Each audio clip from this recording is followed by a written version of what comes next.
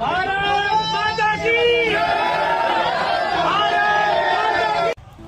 ভিডিওটা 22 ফেব্রুয়ারি 2026 সালের সেদিন, যেদিন মোদি আর ইয়োগী মিলে মেরিট মেট্রো ট্রেনের উদ্ঘাটন করেছিল। তো আপনারা হয়তো বলবেন যে এখানে দোষ কোথায়, তারা তো শুধু দেশভক্তের স্লোগান লাগাচ্ছে। কিন্তু ভাই, এখানে আসল সত্যটা হচ্ছে তারা তাদের পাশে থাকা মুসলিম ভাইদের এই স্লোগানের মাধ্যমে উত্তক্ত করার চেষ্টা করছে। তারা এটা বোঝাতে চাচ্ছে যে ভারত একটা মাতা, আর এই মাতাকে তোমাদের জয়ধ্বনি করতে হবে অথবা প্রণাম করতে হবে।